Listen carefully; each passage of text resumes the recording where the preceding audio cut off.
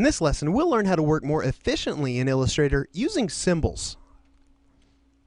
Alright, now up until now we really haven't discussed much what affects the size of our Illustrator files. So essentially what you need to know is the more anchor points that are in your file, the larger that file is going to be. So as you begin working with more and more advanced artwork and the number of anchor points increases, the larger your files are going to be. So you can see how working more efficiently is going to be important in your own workflows. Now, one way we can work more efficiently inside Illustrator is by using symbols. Now, symbols are managed through the Symbols panel here over in our panel dock. Let me go ahead and undock that here so we can work with that. If you don't have that open, you can find that under your window drop down and symbols right there. So there are a lot of symbols already living here in this panel, and we don't need these. These are actually part of symbol libraries that come with Illustrator. So let's go ahead and get rid of those. I'm going to drag this over, access my symbol panel options, and let's select all unused here. You can see all of them get selected, and I'm just going to delete those by hitting the trash can button, and I'll go ahead and confirm that. Now, we're not going to lose those permanently. Those actually, like I said, are part of symbol libraries, and we can access those at any time. We'll talk about symbol libraries more in just a moment. So let's go ahead and look at our artwork, though, and look for some opportunities to create symbols with some of these repeating elements. Now, the first thing that stands out to me is our logo. Our logo is a pretty advanced vector group of objects. So you can see how many anchor points live inside this group. It's quite a few. So I'd probably go ahead and first create a symbol for this logo, so we don't have to have this repeated 3 times in this document. So let's go ahead and look at ways we can create a symbol using this logo. So we can actually hit this new symbol button right here in our symbol panel. We could come over to the symbol options, or the panel options, and choose new symbol. Or with this artwork selected, we could just go ahead and drag it right into our symbol panel, and you can see we're prompted with symbol options. So the first thing I'm probably going to go ahead and do is name our symbol. Let's call this Woody's logo. Now, the next option you see here is for the type of symbol we're creating. Now, really for Illustrator, it doesn't really matter. You can see that the default is movie clip. We could actually change that to graphic. Really, this is going to matter if this file is going into Flash. So, because we're staying in Illustrator, both those are going to work the exact same. The next thing you're going to see here is registration. This is at what point in the symbol instances is going to be read by our document rulers. So, let's go ahead and leave that in the center here. Now you see a couple more options here for enable guides for 9-slice scaling. That's also a Flash related option, and I'm going to make sure that's not checked because I want to be able to resize my symbol instances without deforming them. So let's leave that one unchecked. And the next option is to align to pixel grid. We don't need that either, so let's go ahead and hit OK on this. And you can see we've created our first symbol here. Now let's go ahead and, with this logo selected, let's take a look at our appearance panel. See here now, instead of saying group, it says symbol. So this is actually an instance of this symbol. Let's go ahead and come over here and look at replacing some of these other logos with symbol instances. Let's go ahead and just delete that one there. Now we can actually place an instance of this symbol on our artboard simply by dragging it out over here. We can also come to our panel options and choose place symbol instance, or we can use this little arrow button right here to place an instance on our artboard. My own workflow usually just has me clicking and dragging and dropping it where I want it to be. One thing you want to be wary of is which layer you end up dropping it on if you're working with a document that has multiple layers. So being that this is a symbol instance now, let's go ahead and resize that by holding down Shift and just recenter that here. Maybe we want to just expand that just a little bit more.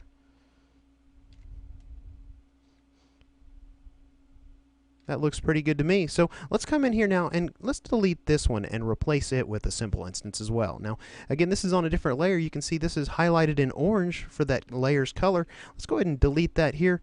Just drag another symbol instance onto this artboard, and we'll just decrease the size of that one as well.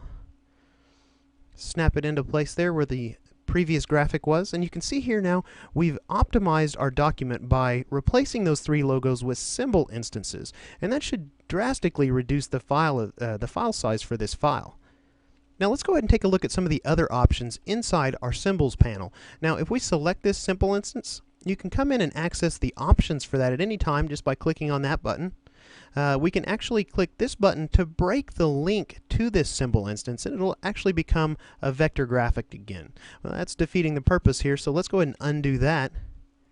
One thing you're also going to need to know how to do is edit this symbol. Editing the symbol is really pretty easy. You can actually come in here to the panel options and choose Edit Symbol, or we can just come in and actually double click on the symbol here, and you'll see that we go into isolation mode. And if we look here in the layers panel, we'll notice here that we're in isolation mode for this symbol, this Woody's logo.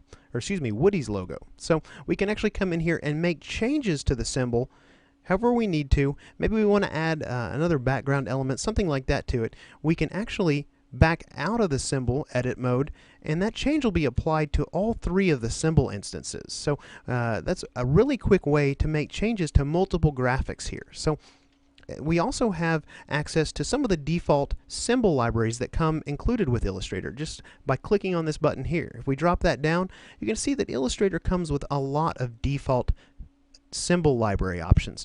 Now we also have, I don't know if you can see that, let me just drag this up to the top.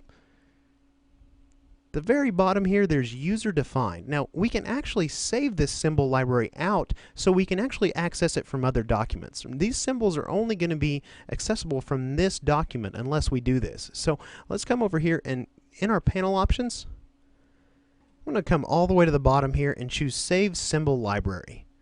And this works a lot like creating swatches. It's going to save them in a default symbols directory within your CS5 Illustrator install directory, and it's going to save it as a symbol file. Now, if you want this to appear in the user-defined symbols, you need to save it here. But if you're saving it out to send to somebody else so they can have access to these symbols, feel free to save it wherever you want to. So let me just go ahead and cancel that here.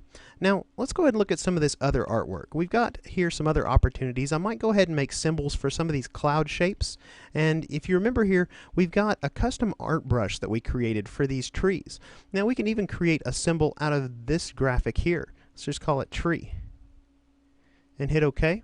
And every time we drag that symbol to our artboard, it's going to drag a path, exactly the length of this path. And you know, that's kind of cool, but we're going to actually lose the ability to create trees of custom heights. So remember, when we created that art brush, we set it to where the area in the trunk would scale according to the path. So it would lose that ability. So you know, looking down here, there's also this vector blade of grass, this little blade of grass that I had created. Now, in previous lessons, we had that applied here at the bottom of our artboard, sort of along the base of the trees, and I had applied that to paths as an art brush, or excuse me, as a scatter brush actually. Now, you know, a better use of this graphic might be to create a symbol, because Illustrator actually includes some interesting tools for working with symbols. So let's go ahead and do that now. Let's go ahead and grab this graphic and let's drag it into our symbols panel and make a symbol of it, and let's call it grass. There we go.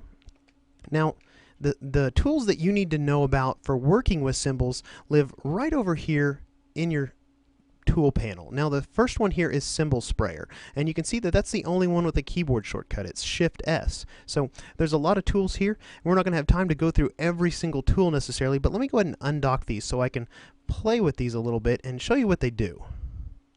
Now before we start dropping symbols here, let's go ahead and double click on the Symbol Sprayer here, and you'll notice that each of these tools has a set of options that we can change. We have options for diameter, for intensity. We can set it to be based on pen pressure, stylus wheel, tilt, so on and so forth. And you can see here we can select any of those tools here underneath the Symbol Sprayer and change the options for that tool. So we're not going to go through all the tools options. Let's just go ahead and hit OK on this.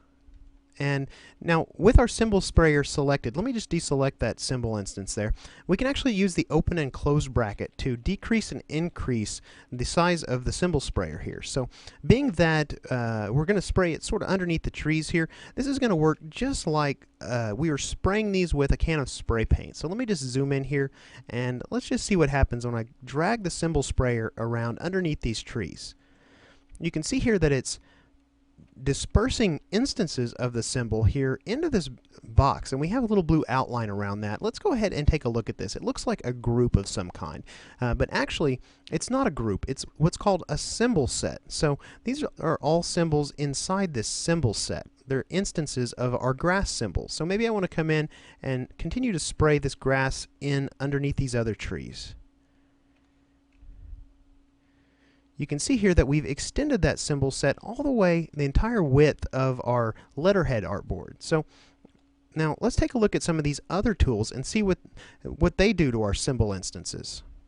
Now each one of these tools underneath the symbol sprayer is going to modify the symbol instances inside this symbol set. Now I'm not going to go through and modify these here with us in this video. I may wait and do that between lessons, but you'll be able to see what happens when you pick up the project file for the next lesson. So this first tool to the immediate right of the symbol sprayer is known as the symbol shifter. This is going to shift the symbols around inside the set. So we've got a third tool here. It's called the symbol scruncher. Now, some of these tools actually can be combined with a modifier key, and the scruncher is one of those. So the scruncher is actually going to change the distances between the symbols, and by default, it's going to decrease that distance. If we hold down our Alt key, we can actually increase that distance. So that's what the symbol scruncher is going to do. Now the next one over right here is the symbol sizer. That's going to increase and decrease the size of the symbols within the symbol set. So if we hold down the Alt modifier key, it's actually going to decrease the size. By default, this tool works to increase the size of the symbols. So this next tool here is called the symbol spinner, and you can probably tell just by looking at the tool icon there, it's going to rotate the versions of the symbols inside this symbol set. So the next tool here is the symbol stainer. This is kind of an interesting tool because it's going to allow us to choose a color here from our swatch panel, and we can actually stain each instance of the symbols in our symbol set with a different color if we want to. So this next tool here is the symbol screener, and this is actually going to reduce the opacity of the symbols in our symbol set. Now by default it's going to reduce the opacity. If we hold down the Alt key, it's actually going to increase the opacity of each instance of each symbol. So the last tool here is the symbol styler, and it actually applies what's known as a graphic style to instances of the symbols in this symbol set. Now I know we haven't talked about graphic styles, but we actually will in the next lesson.